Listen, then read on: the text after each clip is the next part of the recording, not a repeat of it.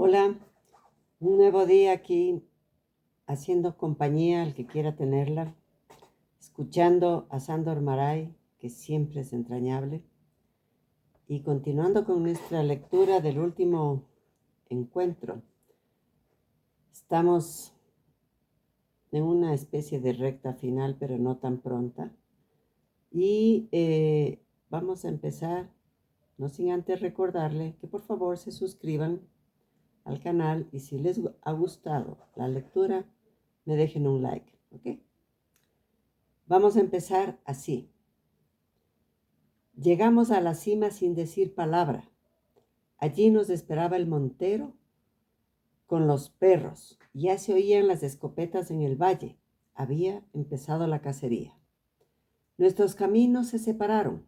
Durante la comida, una comida de cazadores, en medio del bosque, tu ojeador me dijo que habías regresado a la ciudad. El invitado enciende un puro. Las manos no le tiemblan. Corta la punta del cigarro con un movimiento pausado. El general se inclina hacia él y le alarga una vela para ofrecerle fuego. Gracias, dice el invitado. Sin embargo, aquella noche viniste a cenar, dice el general, como antes, como todas las noches. Viniste a la hora de siempre, a las 7:30, en el cabriolé. Cenamos los tres juntos, como la noche anterior, como muchas otras noches, con Cristina. Habían puesto la mesa en el comedor principal, como hoy, con los mismos platos, con los mismos adornos, y Cristina estaba sentada entre los dos. En el centro de la mesa ardían unas velas azules. A ella le gustaba la luz de las velas. Le agradaba todo lo que le recordara el pasado, las formas de vida más nobles, los tiempos antiguos. Yo, al regresar de la cacería, había ido directamente a mi habitación para cambiarme, así que por la tarde no había visto a Cristina. El criado me dijo que ella había salido de paseo, en el coche, a la ciudad. Nos vimos en el momento de la cena, mientras ponían la mesa. Cristina ya me estaba esperando, sentada delante de la chimenea, con un pañuelo hindú sobre los hombros, porque hacía una noche húmeda, llena de bruma. Había fuego en la chimenea. Leía y no me oyó cuando entré. Quizás la alfombra había ahogado el ruido de mis pasos. Quizás ella estaba demasiado absorta en su lectura. Leía un libro en inglés, un libro de viajes por el trópico. Así que solamente se dio cuenta de mi presencia en el último instante, cuando ya me encontraba delante de ella. Entonces levantó los ojos. ¿Te acuerdas de su mirada? Cuando te miraba era como si saliera el sol con todo su esplendor. Y quizás fuera por la luz de las velas, pero yo me asusté al ver la palidez de su rostro. ¿Se encuentra mal?, le pregunté. No me respondió. Me estuvo mirando un rato, sin decir palabra, con los ojos muy abiertos, y aquel instante fue, por lo menos, tan largo y tan tenso como el otro, el transcurrido por la mañana, cuando yo esperaba inmóvil que pasara algo, que dijeras algo o que dispararas. Me miraba a los ojos con tanta atención y detenimiento como si fuera para ella más importante que su propia vida el saber lo que yo estaba pensando, el saber si estaba pensando algo, si sabía algo. Aquello probablemente le importaba más que su vida. Siempre es esto lo que importa, incluso más que la presa o que el resultado. Saber lo que piensa de nosotros la víctima o la persona que hemos escogido como víctima. Me miraba a los ojos como si me estuviera interrogando. Yo le sostenía la mirada, creo. Estuve tranquilo en aquel instante y también más tarde. Mi rostro no pudo delatarme ante Cristina. Por la mañana y por la tarde, en el curso de aquella cacería peculiar, en el que yo mismo también había sido una presa, decidí mantenerme en silencio sobre aquel instante del alba. Pasara lo que pasase, decidí callar para siempre ante las dos personas que gozaban de mi confianza, Cristina y la nodriza. Decidí no contarles nada de lo que había acabado por saber aquella madrugada en el bosque. Decidí que te haría observar un secreto por un médico, porque los demonios de la locura se habían apoderado de tu alma. Por lo menos entonces así lo creí. No encontraba ninguna otra explicación posible para aquel instante. Una persona que forma parte de mi vida ha enloquecido, me repetía con terquedad, casi con desesperación, durante toda la mañana y toda la tarde. Y con esta idea te escribí por la noche, cuando llegaste para cenar.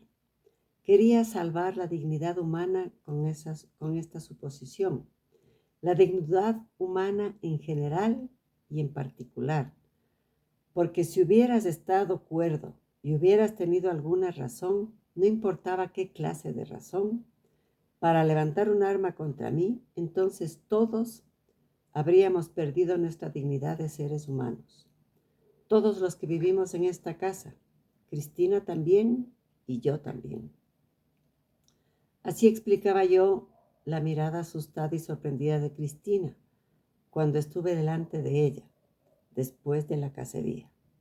Como si ella hubiera intuido parte del secreto que nos unía a ti y a mí desde aquella madrugada. Las mujeres se dan cuenta de esas cosas, pensé. Entonces llegaste tú, vestido de gala, y nos sentamos a cenar. Charlamos como todas las noches.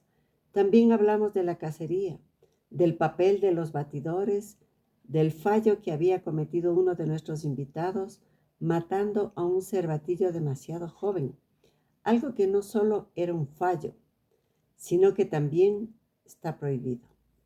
Aquel instante no lo mencionaste en toda la noche.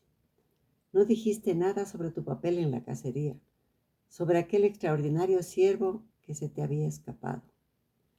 De esas cosas siempre se habla, aunque uno no sea un cazador muy entusiasta. No dijiste nada de la presa que fallaste, ni de por qué habías abandonado la cacería antes de tiempo, ni de por qué habías regresado a la ciudad sin decir palabra, ni de por qué no habías aparecido hasta la noche. Todo eso era ciertamente muy inusual, contrario a las costumbres y a las convenciones sociales. Podías haber dicho algo sobre aquella mañana, pero no dijiste nada, como si no hubiéramos estado cazando juntos. Hablaste de otra cosa. Preguntaste a Cristina qué estaba leyendo cuando llegaste y entraste en el salón. Cristina estaba leyendo algo sobre el trópico. Hablasteis largamente de su lectura. Le preguntaste el título del libro. La interrogaste sobre los efectos que aquella lectura ejercía sobre ella. Quisiste saber cómo era la vida en el trópico. Te comportaste como si te interesara muchísimo aquel tema del cual no sabías nada. Y yo me enteré más adelante, por el librero de la ciudad, que tú mismo habías encargado aquel libro y otros parecidos sobre el mismo tema, y que tú mismo se lo habías prestado a Cristina unos días antes. No lo supe aquella noche. Me excluisteis de la conversación, puesto que yo no sabía absolutamente nada sobre el trópico. Más tarde, cuando me enteré de que me habíais traicionado aquella noche, me acordé de la escena, volví a oír las palabras que os habíais dicho y me di cuenta con verdadera admiración de lo bien que actuasteis. Yo no podía saber, no podía sospechar nada de vuestras palabras. Hablabais del trópico, de un libro, de otras lecturas más generales. Te interesaba la opinión de Cristina. Sobre todo quería saber si creía que una persona nacida en otro clima podía soportar las condiciones de vida del trópico. ¿Qué pensaba Cristina? A mí no me preguntaste. ¿Y ella podría soportar la lluvia, el vapor cálido, la bruma ardiente que ahoga, la soledad en medio de los senegales y de la selva? ¿Lo ves? Las palabras siempre se repiten.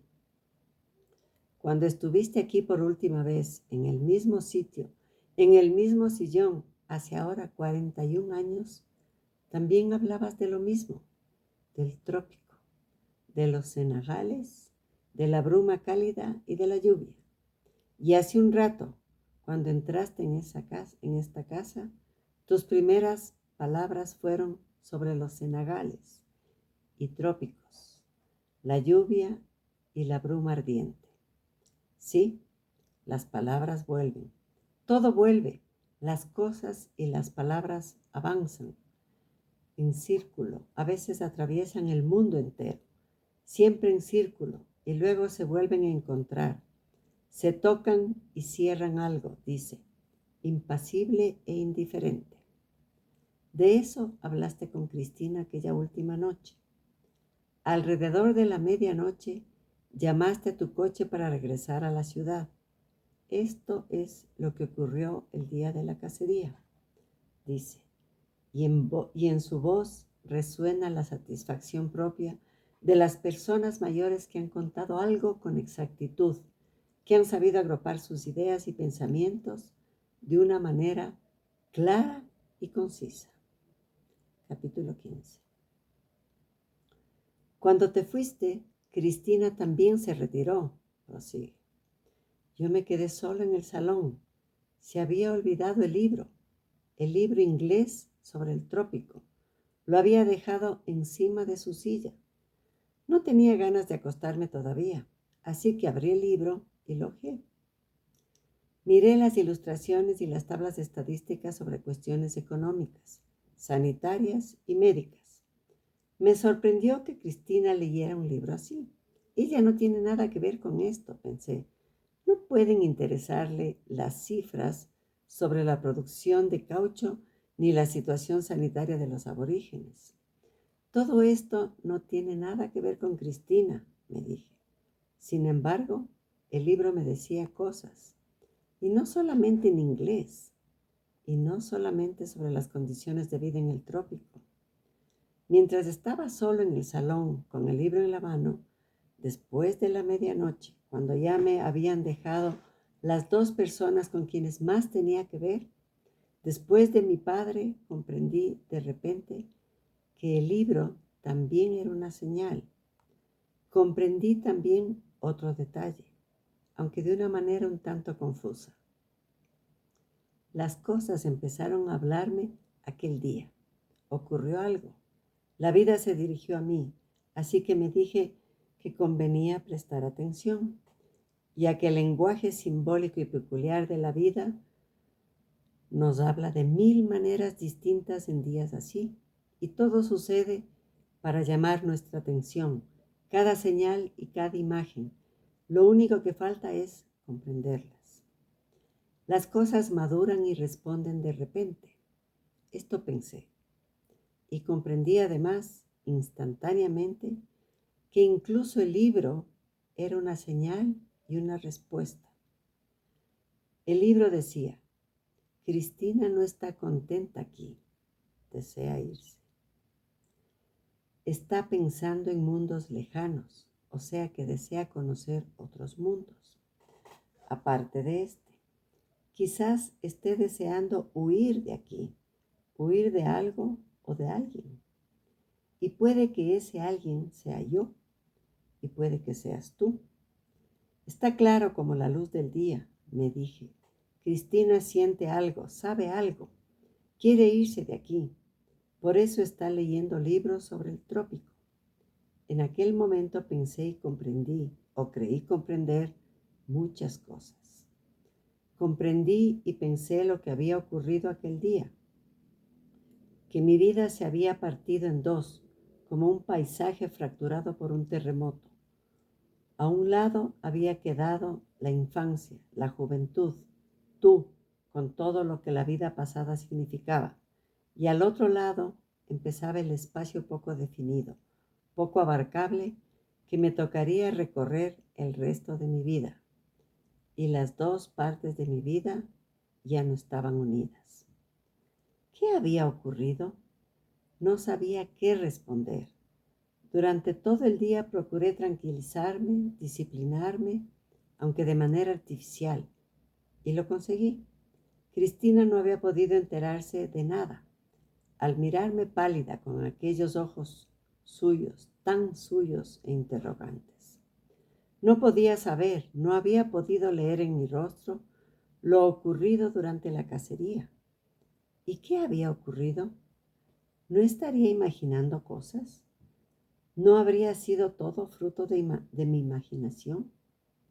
Si se lo contaba a alguien, seguro que se reía de mí.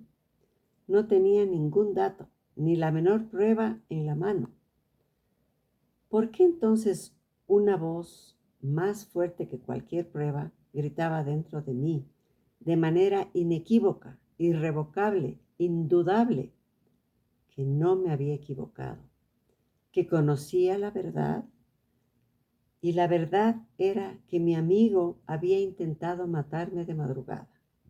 Qué acusación más ridícula, más falsa y más vacía, ¿verdad? ¿Le contaría algún día a alguien esta convicción, más evidente que cualquier hecho?